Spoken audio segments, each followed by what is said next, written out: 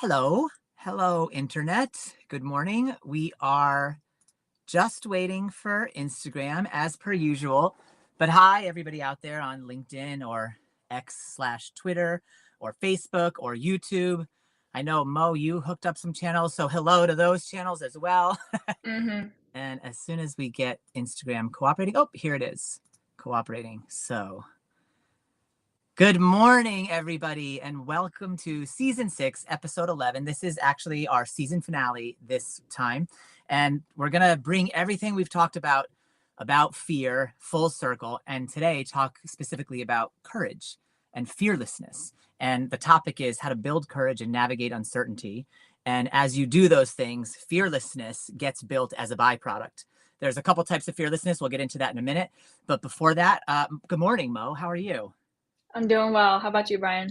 I'm doing well. I'm doing really good. And I'm so happy today to be talking about courage instead of Mm-hmm. fear. Yeah.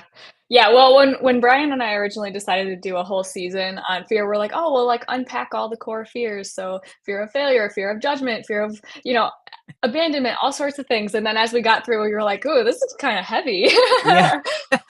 Now I started to have fear of doing the episodes. Yeah. Yeah. So we're happy to be wrapping up this season, but also ending it on a more positive, hopeful note. Yeah. And so I'll start then and just define courage and fearlessness for us, because a lot Mm-hmm. of people consider these to be interchangeable terms, but there are subtle and very important differences because Yeah. one can actually lead to the other, but they aren't the same. So, according to the dictionaries, courage is the state or quality of mind or spirit that enables one to face danger, fear, or vicissitudes with self possession, confidence, and resolution.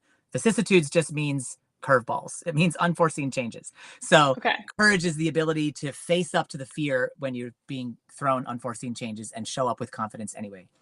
Fearlessness, on the other hand, is the trait of feeling no fear. So even though they seem to be the same or similar, they're actually they're almost completely different. Uh, Courage is only relevant when there's fear present. Yeah. Fearlessness is relevant just because you're deciding to go do something. Like fear doesn't have to be there. Like the idea that you're fearless is because you're not feeling fear, but the idea that you're courageous is because you're afraid, and then you Yeah. act. Yeah, so fearlessness is actually a closer synonym to like the word confidence than it is to the word courage. 'Cause Totally. Oh, that's great. yeah, because both confidence and fearlessness are like this feeling of like not lacking, this feeling of having everything and having certainty in yourself and in your abilities, whereas courage does not have that quality. Yeah. Oh, exactly. Exactly. With courage, you could still be shaking in your boots. The thing Mhm. is, like, courage is more of a skill than it is a character strength, which is good news for us because you can build skills. I mean, you can build character too, but to build character is very invisible and amorphous. To build skills, you just practice. You just practice. So you practice courage and it can be cultivated. Um, Mhm. Nelson Mandela actually said, I learned that courage was not the absence of fear, but the triumph over it. And so Mhm. that's the idea, is that we go to what we're afraid of with courage. With fearlessness, we just go to the thing because we're not afraid at all. Yeah. Yeah. Okay, so how do we build it? So there, before we get into that, I wanted, I read this article that was written by a business professor who is also a skydiver. And she was talking Mm. about her journey with overcoming her fear of skydiving, and she kind of identified these four components of courage. So I want to sort of explain and talk about the four components because that'll The help us, dimensions of it. the Okay. dimensions of it, and then we can get in and build those dimensions, right? So Okay. these four dimensions are, in order for courage to come online, you need to have four things: um, action with an uncertain outcome, and the Mhm. person must be fearful, and there must be the perception of a real risk, and then the person in fear takes action anyway. That last one is the most critical factor because that is what sets it up as courage, that you take action anyway in the face of whatever it is you're afraid of. But it needs to be something where there's a real risk to your personhood, or that you perceive there to be anyway. Like it may or may not be an actual risk, but it's about your perceptions. It's a perception of a real risk, because sometimes we can have irrational fears, but that doesn't mean we don't still need to build courage. We do, right? And so you build courage because of the perception of a threat to your survival, not because there is a threat to your survival. Sometimes there is, but most times there isn't. And so that's why this season we spent so much time on fear, because it's rampant within me, within society, and yet most of what's rampant is never going to come to pass, ever, ever, ever, ever, right? And so but doesn't mean that I have to actually be at risk. But for courage to be present, I have to feel like I am. Yeah. Yeah. And then so what happened with her is she started to explore the fear. This was her way through it. She was like sat with it and gave herself, this will come in a little more clearly as we go through, but she sat with everything she thought she was afraid of about skydiving and was able to break it down into two categories: things that could happen and things that I'm afraid of for no reason, like that I'm identifying. And so the ones that she realized she was afraid of for no reason, she could let them fall away. Sometimes logic is enough. We just don't tend to look at our fear because it's fear. Why would you look at it, right? And so I'm afraid, I'm going to avoid. We instantly want to avoid. But if you look at it, you can see sometimes within what you're afraid of, the places where it's not rational at all. And when that happens, if you really can see it clearly, oh, that's the part I'm afraid of. That's never gonna, then it drops away on its own. Like, because the ego, the mind, all the thoughts, like every single one is about trying to protect you in some way. And so as soon as you really logically think you're not in danger, the irrational fears, quote unquote, will fall away on their own. So you can sit with inquiry and work that through, right? But then the other ones that come up that you're like, okay, these ones could happen. What if the harness does break? What if I'm not skilled enough? Whatever, right? So then you have to work through those in a different way. And the way that you work through them is by becoming really, really familiar. So her method was like to practice with the parachutes, to watch skydiving events happen. She would go up in the plane and down again without jumping while other people skydived, to allow herself to become familiar with every aspect of the journey that was an unknown. And this is why we called this episode Cultivating Courage and Navigating Uncertainty, because uncertainty is sort of the thing underneath fear, right? It's because we don't know, like, it's hence that definition of courage. We don't know, and so we're uncertain. And part of the way you're able to navigate this uncertainty is by methodically, deliberately taking every unknown that you're afraid of and making it a known, becoming familiar with it. And you don't have to so it's not like she said, I don't know skydiving, so I'm going to go jump out of a plane to make skydiving a known. She couldn't even do that. She tried, she could not, right? So she said, okay, I'm gonna get familiar with the parachutes. I'm gonna get familiar with the carabiners. I'm gonna get to know the pilot. I'm gonna do stuff, watch videos online. So she was turning all of the unknowns into knowns. And then when the way she described it in her article was that by the time she was jumping out of that plane, it was one of the most joyful experiences of her life and not fearful at all. And so that is actually a thing that can happen when we really look into and overturn our fears. Because again, like I said, let's say 95% roughly are the irrational kind, right? So the 5% that you have a reason to be afraid of, that 5% can stay, but the other 95% of your energy is back and then becomes joy. So what I gathered from that is that building familiarity builds courage and fearlessness at the same time. Yeah, I would say it like this: building familiarity that's requiring courage. Right? Yeah, that's true. That's true. So I would say you've brought your courage online, and now you're going in and you're doing this thing where you're turning the unknowns into knowns. What that's doing is building fearlessness. Oh, okay. That's how I see it anyway, right? Like, no, I agree. And there's two, since we're saying this, I'll stop here and I want to mention one thing about fearlessness. There are two types. Okay. And the type that we're talking about now, which is hard won and is born out of practicing courage, that's the awesome kind. And that's the kind we all want and need. Then there's this other kind, which comes from ignorance. So it's like, I like to call it skillful fearlessness or clumsy fearlessness. And the clumsy fearlessness is where you're just not afraid, but for no good reason, right? Like maybe you're too young and you don't know that traffic could come whizzing down the street. So you're 9 years old and you're fearless, but that's not a good idea. You should not be fearless at that point. You should be looking both ways, right? So it's like or if somebody is like drunk and wants to jump off of a roof, like that's also exactly. Yes, right. So very fearless, clumsy but fearlessness. Yeah, no, right. No being drunk. no being too young, right? The main point here is if you're running towards something with no fear, but without any knowledge at all of what really the dangers could be, and like you've never had that knowledge, that's a fearlessness that's born out of ignorance. So it's still Mhm. fearlessness. You're truly not afraid, but that might not go well for you because there's stuff you didn't know, right? And you're this other type of fearlessness that is born out of courage, that is created by courage.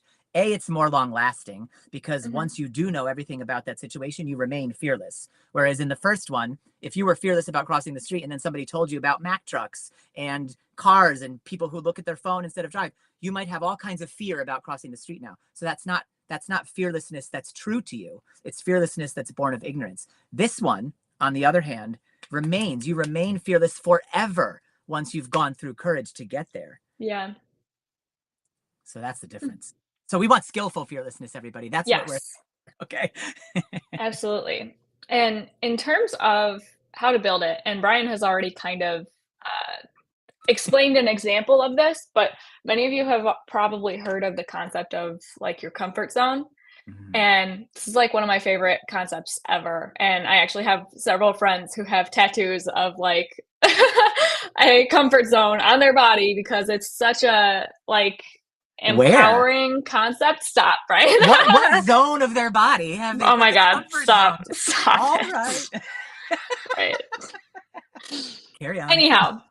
Anyhow, so the comfort zone is something that got taught frequently at a leadership conference that I have volunteered for the last 10 years. And essentially, if you're not familiar with it, the concept is that there's a circle, and within that circle is you, and on the inside are all of the actions or things that you could do that feel comfortable and familiar to you. If you choose to do something that's slightly uncomfortable for yourself or you challenge yourself to do something new, we consider that right outside of the comfort zone. Some people call it like the growth zone, the stretch Mm. zone. And by stepping into something that isn't familiar or isn't part of your regular routine, um, you experience a little bit of discomfort, but you're also challenging yourself in a way that can help you grow your capacity and ability to do more things. So you're both practicing courage, but as you do things that are outside of your comfort zone starts to expand because you're bringing new Mm. things into familiarity and into what you're comfortable with. Something that I did not know, though, which was present in Brian's story about the skydiving, is that there's such a thing as a danger zone or going too far outside of your comfort zone. Yeah. So, so this skydiver, in her case, going just up in a plane and jumping out right off the bat was too much for her. She Way could too not do much. it. Yeah. Way too much. That doesn't mean that she can't ever skydive, right? And some people might assume like, oh, if I can't bring myself to do that, then that means I can't. Like that's not for me, whatever. Um, Exactly. Those conclusions that we just right. instantly draw from a perception of failure. But if you have a desire to eventually work yourself up to that point, then you can take small steps outside of your comfort zone and build familiarity, Hmm. build your courage until it's that thing that you want to try to do is close enough to the edge of your comfort zone that it feels feasible. But the that outside layer, that panic zone, danger zone, is one where if you try to go there, you can actually like damage your courage or like Hmm. create more fear, or Brian used the term earlier, like re-traumatize yourself. And I didn't used to know that that layer of the comfort zone existed. I thought it was just comfort zone, growth zone. And so when I was, younger, I was always just like challenging myself, doing all kinds of, fun things to grow. But when I was volunteering for this conference, it was probably like 6, 7 years after I went through it as a participant. Um, I was encouraging my own participants to like push themselves outside of their comfort zone because that's something that we do. You try Yeah. to find, challenges to help these students grow. And I had a girl whose comfort zone was very small, and I didn't realize how small it was. It was like even just speaking to other human beings induced like panic for her. So like the conference itself environment was like great for her because she was meeting new people and it was awesome. But when I encouraged her to go like introduce herself to, you know, another person that was outside of our group as like a comfort zone challenge, like I thought I was like pushing her to help her grow, but it actually induced panic. And I feel so much guilt about that because I did not know to assess or to look for how to determine whether something was in the growth zone or in the danger zone. And I wasn't taught how to do that either. So now I'm like a lot more conscious of like, you need challenges that are by your own choice. Mm-hmm. That's partially what puts it in the growth zone is if you are consciously choosing to challenge yourself within your own container of like you, then that's more likely to be in your growth zone. But if somebody else is pushing you in a way that you don't agree with, that's going to put it in the danger zone. So a lot of Yeah. people, I've heard a lot of parents talk about, you know, oh, you need to like, you know, push your kids. They need to learn what the real life is like, blah, blah, blah. And in some ways, you know, I agree with that. But there are also some cases where people are just like throwing children into the deep end of Yeah, like literally figuring sometimes. their, yeah. Like I've heard of like parents like kicking out their 15-year-old child of the house, like because they did something and like they don't have a place to go. And it's like that is traumatizing. That is not helping them Yeah. grow. That's not helping them learn how to, you know. So there are limits. But if you are staying in that growth zone, if you're building familiarity and challenging yourself by your own choice and autonomy, that is how you can build fearlessness. But the process of stepping outside of your comfort zone is a process of practicing and building courage. Exactly. That's so good, right? Because I was just going to say the same thing. Like when you step out of your comfort zone into the growth zone, you're building courage and exercising courage. And then when the comfort zone expands and there's a new growth zone, that larger comfort zone encompasses more things about which you are fearless. Yes, Because anything in the exactly. comfort zone, you're already not afraid of it. That's the whole point. And so every time your comfort zone expands, what you're expanding is all the things about which you have no fear. Yeah, So yeah. that's beautiful, right? And but if you go way too far out into the danger zone, it might actually it can confirm It can then for shrink. you, it can shrink, right? Because then there are things in my comfort zone maybe that I should have been afraid of, right? So we really don't want to push into the danger zone. And this is true in all kinds of areas of life. Like you mentioned the re-traumatization, and that's true there too. Like in mental health, it's useful and helpful to quote unquote push maybe or nudge somebody if they're ready to explore at the pace and depth that they're ready, issues, traumas, whatever, so that they can find awareness and so that they can heal if they've been in an avoidant place. But if you're pushing them beyond what they're ready to experience about their trauma, it will re-traumatize them. So that's the same thing: comfort zone, growth zone, danger zone. It's also true Mhm. in learning, our ability to take in and process and become skillful with information and stuff. Like if you if you're taking on challenges in any area where you want to learn new stuff and you take them on in such a way that you're just past the level of where you're have mastery, you no longer have mastery. So you're past that, right? You're pushing yourself past that. You don't have mastery of this new thing, but you're not clumsy at it. You don't suck at it. You're working at that place where you're in the ability to challenge yourself, but you're not totally overwhelmed.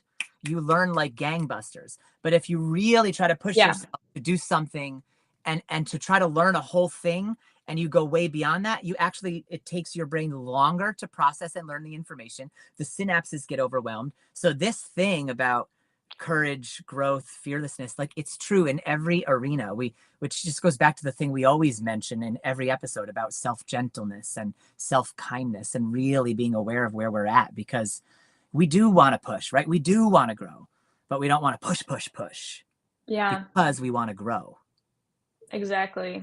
Yeah, and I feel like you can kind of feel a difference, at least for me, since I've been thinking about, like, the comfort zone for, like, a very long time, you can kind of feel a physiological difference between when you are practicing courage in a way that is going to help you grow and when you're either pushing yourself too hard or being pushed so hard that it's going to be, like, damaging. Like, I Mm, think most people, like, know what panic feels like. Um, yeah. but But also, like, when you're practicing courage, like, you feel afraid. It does not feel good. It feels stressful. Your heart rate is probably going to raise a little bit, but I think that the crossover between when you're in a place of practicing courage and going to, like, panic mode is, like, your brain starts to, like, shut down. Like, Hmm. you no longer can see the situation clearly. You start to, like, actually fear that, like, you're gonna die or, like, something bad is gonna happen to you. Like, it feels it feels like you're not gonna make it through that event, whereas courage has a little bit of, like, determination and focus to it. Your Hmm. brain is still clear. You have, like, a lot of those fear type physiological responses, but once it starts, like, feeling like your brain is shutting down, that's panic. You need to stop. Yeah, yeah. And that's so funny. The brain shutting down is exactly the same thing that happens in learning, right? You get Yeah. over that maybe doesn't feel like panic in your body, although sometimes it can. Like if you're trying to take a test and that's Yeah, happening, it yeah. might actually panic you, right? That you've bit off more than you can chew. So Mhm. absolutely there. And then and that made me wonder, like there are times sometimes when I'm quote unquote being courageous about something and feeling totally full of fear. And I do feel that like, oh, I don't, I'm losing it kind of thing happen. But maybe Yeah. I'm also near the end of the thing, right? And so sometimes I'm like, like I try to find ways to, all right, this is panic setting in, but I'm in the middle of this and I want to finish, right? So it's like Yeah. You can it's like pull yourself back out of the panic potentially. yeah, You can that's what I start wanted to to edge touch on. into it and then bring it back. What would you suggest for something like that? And before you even answer, I want to say like if you're panicking but it's about something where you're not, sometimes the panic, right? Like what you're saying, drop it when you're panicking is absolutely right because you don't want to re-traumatize yourself. But there are these other cases where it's like I feel myself about to panic or I feel myself panicking, but the thing is happening and it's at stake and it's almost done. And so Yeah. I don't want to stop then. I want to boot and rally, right? Does that make sense? Yeah. Yeah. I had a moment like that. Um, the first time that I ran a workshop in a prison after the pandemic, because I used Yeah. to do that all the time. I used to teach in prisons like every other week for multiple years. And then all of that stopped when the pandemic started. And so, Mhm. 2.5, 3 years go by before I get a chance to go back into a facility and lead a workshop again. But the first time that I do that, instead of having, other people with me, other facilitators, I'm doing it by myself. Ah, was that your first one alone? Yeah, it was my first one Wow. alone. Give And the your first break and then one, alone. yes, exactly. And Okay. so I'm in the UP in Michigan and I'm at a hotel room. And my partner's with me. My parents drove up with me. So I'm like not alone in that moment, but I'm going to be alone when I go into the prison. Hmm. And, and I do start panicking like the morning of, I'm like, I don't know if I can do this. Like the confidence kind of was like not there for a moment. And I think reaffirming what you do know, reaffirming what is familiar can Ah. re-trigger that courage to the point where it's possible. Because in that moment, I was thinking to myself, I haven't done this in 3 years. How do I know that I'll still be able to do it? And then when I could remember that this is what I'm passionate about, and I've done this Mm. so many times, and I know how to talk to people. It was like I was reaffirming all the things that I knew were true about myself and my abilities, and that, I mean, it brought in courage, but by the time I made it to the session and I'm in front of all these, men, I really felt fearless because it felt so familiar and certain. I like when I was actually in it, I knew I could do it. But beforehand, before I stepped into the room, I didn't know that. Yeah. Wow. This is a great story because you actually went from panic all Yeah. the way to fearlessness in the space of one morning. That's not to say that that's not to say that that's always the goal with everybody. Like the Mhm. reason she was able to do that was because there was a lot of courage and fearlessness about this prison stuff anyway because she'd done it Yeah. before, but there was this new wrinkle of doing it alone where the panic was coming, right? You can correct any of this that sounds Yeah. wrong. I'm No, just you're sort of right. reflecting it back, but and so it's to say, right, like when panic comes, we again have to it's our autonomy that tells us. It's not what Brian and Mo just said, right? Like in that moment, you use your autonomy. Is this the panic where I need to stop and take care of myself? Or is this the panic where I need to cultivate courage and go do the thing? And we don't know that answer for you, right? Like we only can paint the pictures of when to use which mechanism, but your inherent wisdom will tell you. So Yeah. if you're getting brain fog and it feels like, oh, I'm so close and I just want to nail this, then you can Mm-hmm. find a way. Then go through in your mind all the knowns. And Mo was talking about, she was talking about all the knowns about herself that she knew to be true.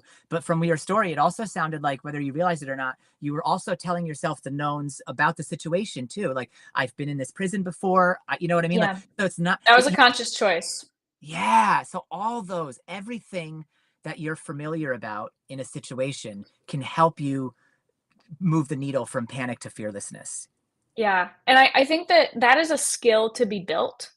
Like Mm-hmm. the ability to choose to support yourself and choose to lean on things that give you confidence and a feeling of safety and familiarity. Like that is something that like not everyone automatically knows to do.